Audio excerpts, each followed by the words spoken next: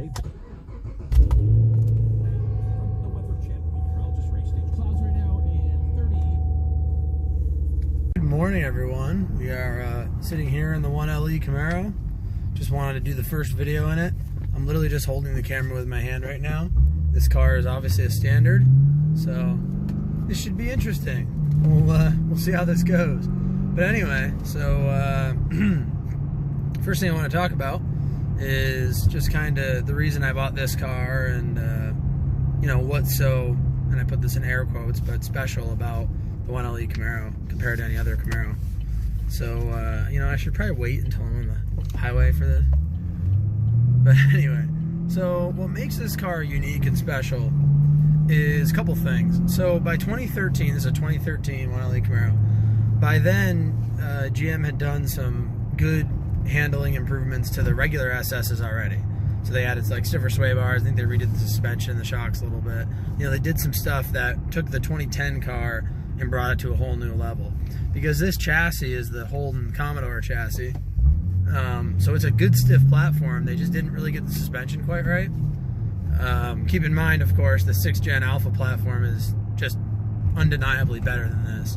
Lighter, stiffer, you know, all that. But this car can still be very, very good handling if it's set up correctly. But I digress. Now we're back. This car, so by 2013, the car had a bunch of handling improvements. Basically what they had done with the 1LE, though, is they took it to the next level. So they have wider wheels, therefore wider tires, of course. They have even stiffer sway bars, better springs, better shocks, just fork tower brace, basically just all the stuff that you need to go that much faster around a turn. Ooh, there's a piece of roadkill there, and wasn't sure if the underbelly was going to clear it. Anyway, basically all the stuff you need to just go that little bit faster than a regular SS Camaro. And I've driven 2015, so the same body style SS Camaro, 2014 actually, and then I've driven this 2013 obviously extensively because I own it, and I've driven a couple different 2016s as well, and up Camaros. And I can honestly say that compared to a regular SS Camaro of either generation, this handles noticeably better. Even to the layman, like you don't have to be on a track, just on the road you can notice it handles that much better. Now an SS 1LE 2016 and up is going to handle that much better than this car, I'm sure. I've unfortunately never driven one. But anyway, you know, it's a really good car, just kind of a good mix of cheap to buy because they're a little bit older, great handling for what it is, and just kind of more old school performance or old school kind of feel to it. So you can see the center gauge cluster is a lot more basic than the new Camaros. I would argue it's equally as nice, just different. You know, it's more old school. That's just my opinion. And then the center screen is very functional, but definitely a little bit dated. I do love the quad gauges in the bottom. I don't think you can get that on any of the new Camaros. Don't quote me on that. But the 1LE also has the what do they call this? Like it's like inside out leather. And Alcantara, whatever they call it, Alcantara material on the steering wheel and the shifter. Now you can see mine just from use. This car's got 56,000 miles, so not a ton, but I don't know, I feel like I do a fair amount of shifting with my type of driving with this car, you know, back roads and stuff and commuting. And you know, it's pretty worn in, but that's okay, you know, it's meant to be used, it's a car. I have a Ram mount there, which is a little sideways right now, but it's a decent spot for it. It's a mount made by Pro Clip USA. I don't hate it, but I also don't love it. This car does have heads-up display. Again, the heads-up display that it does have is, you know, just more rudimentary than the new cars, as you can imagine. So, what led me to buy this car is almost 3 years ago now, or maybe over 3 years ago, 2017, October 2017. I was looking, you know, my truck had some miles on it at the time. I was looking for a sensible commuter car because I had a 90-mile round-trip commute. And I was looking at just like Accords and Camrys and whatever, you know, your generic Japanese commuter car. And then I came across, just for the heck of it, I was looking at Camaros, and I realized that like a used, like a 3 to 5 year old Camaro with 25-ish thousand miles was like the same price as a brand new, you know, what I'll call boring car. And, you know, I said to myself one day, I'm like, I can sacrifice only 20-something thousand miles get a pre-owned GM, pre-owned certified, whatever. Yeah, a second. I can't see anything because this car, you could have every freak blind spot known to man. Okay, there we go.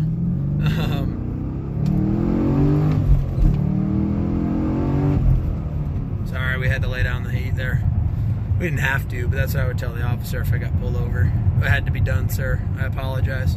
Anyway, so, yeah, I realized, I'm like, you know what? If I'm going to spend 20-something thousand dollars, this car was like 25 grand out the door, or plus taxes. But I'm like, I'd rather buy something cool and fun. And I mean, I wasn't even like a Camaro guy at the time. I just liked the GM V8 platform, simple pushrod designs, and it just became like a no-brainer to buy this car. And I drove it one time, and I'm just like, this thing's absolutely awesome. So ever since then, that's kind of how I grew into becoming a Camaro guy. I wasn't even like really a car guy. I just always liked trucks. And so I got to a point where I really started to enjoy the car for what it was. And I have a motorcycle as well, of course. And you would think that they compete a little bit, especially in New York State where, you know, your summertime driving's limited. But I purposely take this car out in colder weather and when the snow is barely melted, just because, you know what, I'd rather sacrifice a little bit of corrosion for more enjoyment with it. And you know, being able to use it in the summertime, or being able to use it before I can use the bike in the summertime, and just be able to get my money's worth out of both of those toys. And it keeps my poor truck, which is aging, from getting a bunch of miles on it, which is always helpful. So you can see how, you know, we are in very, very early spring here in New York, and I'm upstate in like the Albany area, so it's much different even than like New York City area would be, or, you know, northern New Jersey. But yeah, so we're doing, you know, we got the car out, and the roads aren't too bad. They're not too salty anyway, but it's just very enjoyable to even drive a car like this in these conditions. So it makes it very, you know, it makes it very justifiable that I spent this much money on what most people would just use as a toy. I am also using as a legitimate commuting tool to get me to my job, which makes me my money to then be able to afford this to begin with, right? So another thing is, I'm an engineer by trade, so just to me, the fact that GM made a car that brand new cost mid-40s, actually this was like 42 sticker, I think, new, so you could probably pick it up in the 30s back when it was brand new. The fact they made a car that relatively cheap that could outrun pretty much any supercar of, say, early 2000s, or at least like 80s or 90s, that's so fascinating to me. I mean, obviously it's quite a few years later, but at the same time, those were $200,000 cars, you know, and adjust for inflation, you know, they're super, super expensive, right? And this car is way, way cheaper.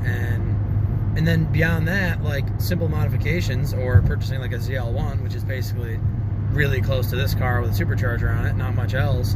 And then you can beat a lot of modern supercars, at least in a straight line, and then give them a run for their money in the corners, let's call it, right? You're not going to beat them, you're not going to keep up, but they're not going to totally dust you either, right?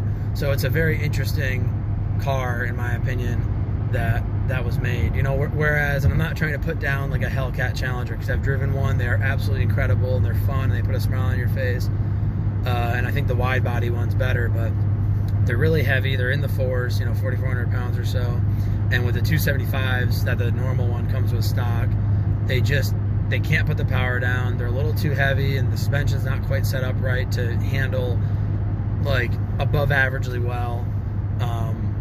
You know, so they're an amazing straight line car, but they just don't quite have the cornering ability of like a, you know, even a regular Camaro, so, or a Mustang. So I really do appreciate the Mustang and the Camaros for that, just because I love, there's a lot of back twisty roads here, a lot of fun stuff to do like that, and not that you couldn't have fun in a Challenger, and not that you know, it's terrible around corners, but I just don't think it would have quite the appeal that a Mustang or a Camaro does at the same price point. So one big way the 5th gen Camaros differ from the 6th, there's just a lot less premium materials, a lot of hard plastics and stuff. This is basically a pickup truck interior in a car.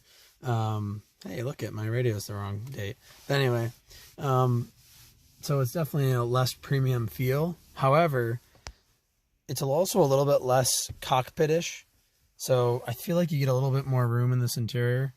I could be totally wrong on that, but that's just kind of what I feel like. And then one thing I love is the traction control button is in front of the shifter. In the 6th gens, it's behind it. And what winds up happening is you basically palm it when you're shifting, and you start changing your traction control on and off, and your mode selection for like track mode, sport mode, all that kind of stuff. So it's just a little bit frustrating, not a huge deal, but anyway, to wrap it up, we'll be seeing a lot more videos of this Camaro. I just wanted to kind of get a real quick introduction of it, just kind of formally introduce it to the channel, and then like just talk a little bit about it. So I'll do videos on, you know, a whole lot of different things with it, just kind of my opinions of it from a daily driving perspective, and so much more. But for now, we'll end it there. So thanks for watching, and stay tuned for the next one.